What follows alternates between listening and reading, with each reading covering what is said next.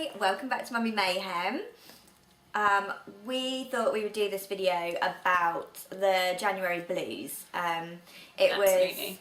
was Blue Monday. Blue Monday? Yeah, Blue Monday. 2 days ago. Well, we don't know when this one's going to air, do we? Okay, yeah. So it was Blue Monday. It was Blue Monday, last Monday. Which was the, what are we now, the 17th? So it was the 15th. Which was my Debbie's birthday. And so we thought we'd talk about having the January blues or like the winter blues. A lot of people have SAD, which is seasonal adjustment disorder. Yeah. There may be other words, I might have got those wrong, but that's what I've always called it. Yeah, we'll go with that. We'll just roll with it. Yeah. We're also going to talk about our journeys as well through our own mental personal health. journeys. We've both been quite open about our journeys with our postnatal depression, depression and anxiety. We've both suffered in different ways, and sadly Mel's suffered more than I have on several different occasions, and you've had different experiences each time as well, haven't you? Yeah, it's never been, I think, the same. Well, it is the same feelings you get, but it's never sort of like the same kind of stretch, and you know, I don't know. It's just different. I think and what your affects it, I suppose. Yeah, your surroundings take different effects as well. So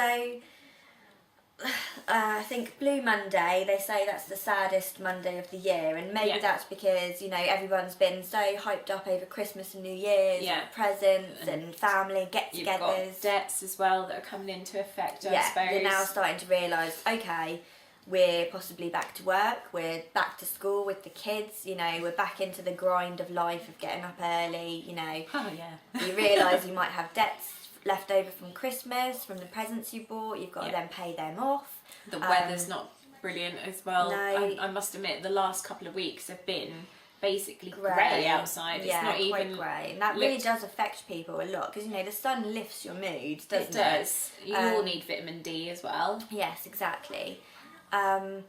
You know, and also January is typically a tight month for money anyway. Even if you haven't got debts from Christmas, you certainly overspent in December. So, you know, everybody's feeling a bit down and rubbish. So maybe we could come up on the spot now with some ideas of how you could cheer yourself up during January if you've got the January blues. Something that always makes me feel better about myself, or like just calms me down and makes me sort of reassess things, is just something as simple as having a nice bubble bath to myself, shutting the bathroom door, so the locking the bathroom door.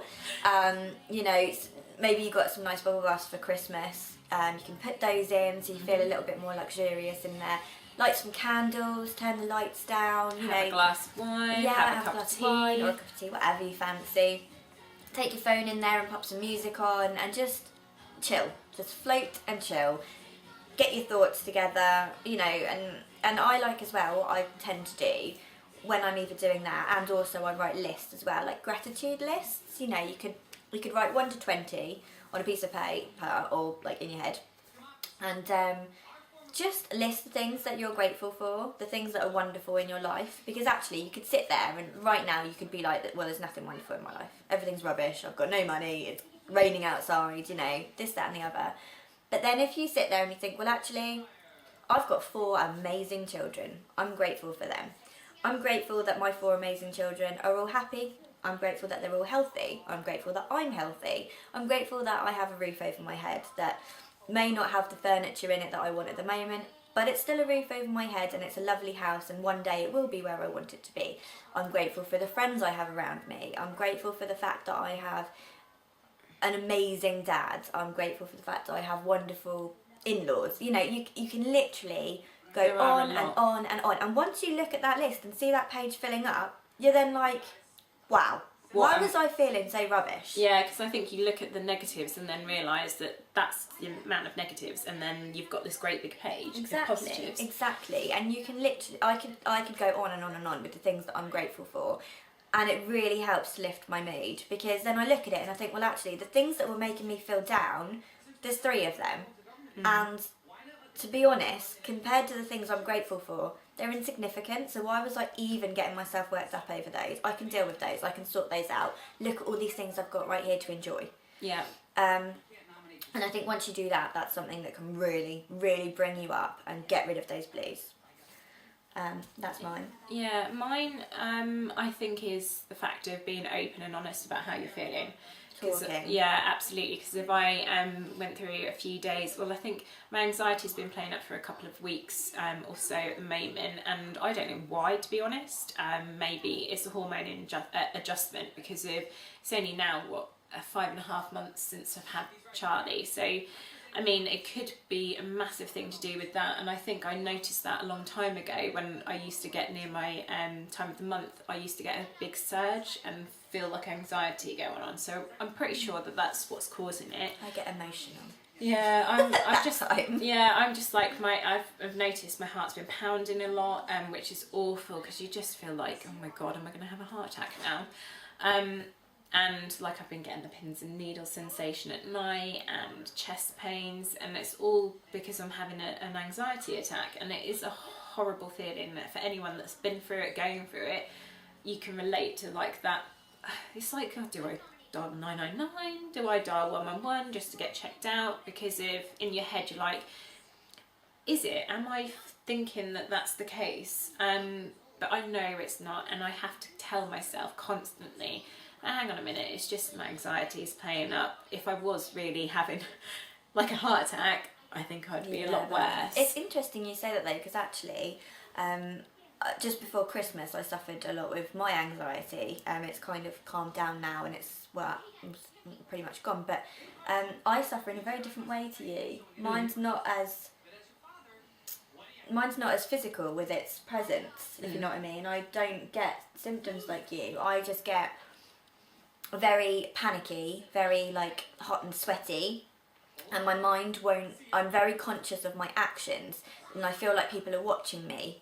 So my actions might be over exaggerated because I feel that someone's watching me. So I'll try and distract myself. Like if I think they're watching me, I'll be like, right, I'll just phone someone. So I'll get on my phone, but I'll be like,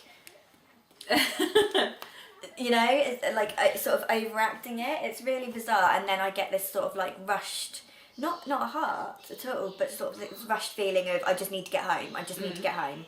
And if I'm at home when it happens, I just get very tearful, and I have to just sort of take myself out of whatever I'm doing and just chill, or just sit down and have a cuddle with the kids. And I do cry, and they look at me as if to say, "You are absolutely balmy." And I just explain, I'm just having a bad day. I just feel a little bit anxious at the moment. I'll be fine. I just need a cuddle. I just need some quiet time and a cuddle. And they'll all come down. They'll probably they're really sweet. They'll probably put one of my favourite films on for me. Paige will go and make me a cup of tea. And we'll all just sit and just be quiet for sort of 10-15 minutes, and they just allow me that time to calm down. Yeah, and also for me to like reassess and think, hang on a minute, pull yourself together, what basically. am I being anxious about? Like, this anxiety attack is about something that might happen, not is happening. So why am I having an anxiety attack about it when it's something that may or may not even happen? You know, I'm allowing it to ruin my life right now, in this second, when it's not even something that's a definite, you know. So it's strange, because I think mine is a lot to do with medical side of things. So I think a lot of the time, obviously, I feel like I'm either having a heart attack, or I get this rush of like a hot flush type thing. Yeah, I think you'd have this menopause. Yeah, I do get that. Yeah. Really sweaty and sticky and flushed and sort of. And it's like the whole like. I go bright red in the face as well, don't I? Yeah. Like, as if I'm embarrassed, my face goes like a tomato, which is really bizarre. And I don't think I've ever got like the red face. I just feel like a sensation of like a hot and sweaty.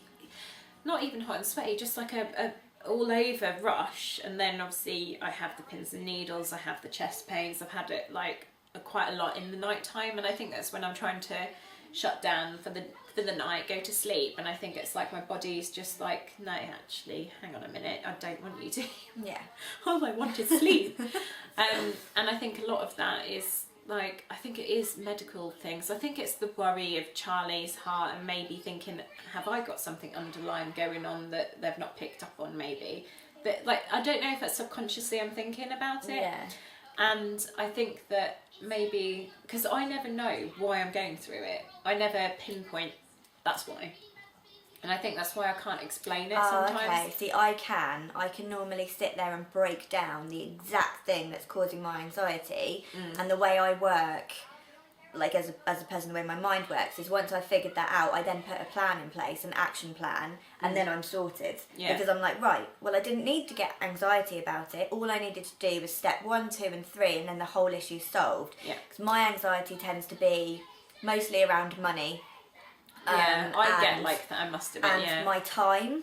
If I feel overworked, or if I feel like I've run out of time to do anything, or like my whole week is taken up and there's still someone wanting something out of me and I haven't got any time left, I get very anxious because I feel rushed in everything I'm doing, and I know that when I'm rushed I'm not doing it properly, and then at the end of the week I get to Friday evening and I think, well, every single job I did wasn't done properly because I was rushed, and so I'm going to have to do it all again and I haven't got time to, and it then rolls. Whereas if I then realise that on a Friday and I sit down and I plan my week properly and I'm like, right, I've got 3 hours free on this day so I can get that task done properly and do it, then I work much better.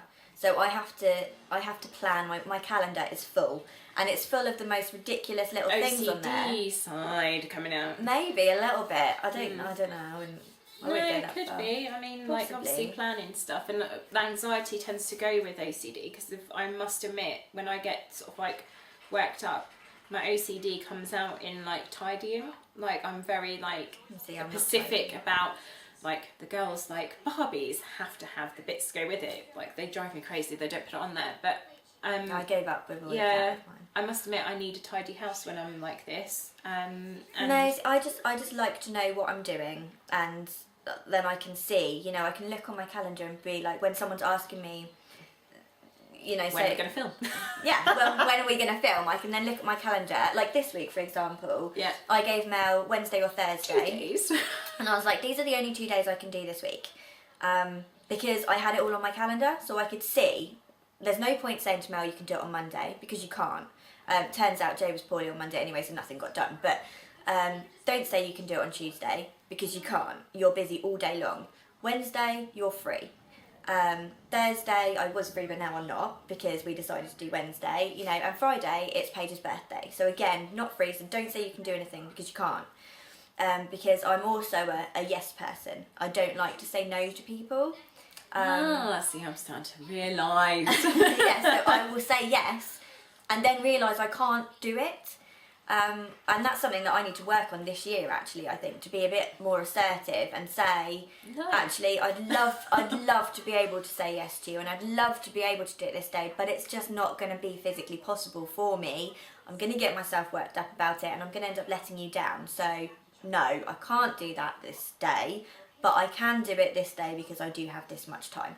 And that's something that I need to work on, and actually I've got some business goals this year that I need to work on, so that'll be incorporated into that for me. I feel like we've kind of gone off point here, haven't we? Yeah. As always. Yeah. But I think our underlying message here, you need to talk about it. Yeah, is that you're not alone. We obviously, our YouTube channel is linked to Channel Mum. Channel Mum is a massive mum village of other mums who are probably feeling the same way as you or us, and you can go there, and they've got their own YouTube channel, they've got a website, they've got chat forums, and they're also on Facebook. So there are so many different mediums you can use to talk to somebody and not feel alone. Not to mention, I'm sure you have friends as well of your own who are probably feeling the same way as you, and it really does help to share. Oh, absolutely. And also, sometimes they can be to you like, if you go in and you're feeling really down and blah blah blah, and you share it, they can be like, dude, like, it's not really, that bad. that's nothing. Snap out of it, sort yourself out, off you go. I think you need to kind of reassess, like, actually things aren't that bad. You do have certain points in your life where you should be, grateful for. And sometimes you get so wrapped up in your own little bubble, and then everything spirals, and you feel like your life is the worst ever. And then actually, just talking to someone else, you can realise, oh, actually, everybody has issues, and they're probably all on the same level, but they're getting on with it, so I can get on with it. you know, and I think that also, and that just comes from sharing as well, because then you realise everyone has issues. Their life isn't perfect like I thought it was. You know, I think sharing is definitely caring as well, isn't it? Definitely. And it takes some of the takes the focus away, I think, as well, when you hear other people's stories, what's going on in their life. Yeah, I think and it takes away the social pressure to be perfect and to look perfect and always be happy and smiley and loving being a mum and loving being a girlfriend or a wife or, you know, whatever, you know. So definitely head over to Channel Mum and remember to share and talk about things because it'll help. Definitely. So that's it. See you later. Bye.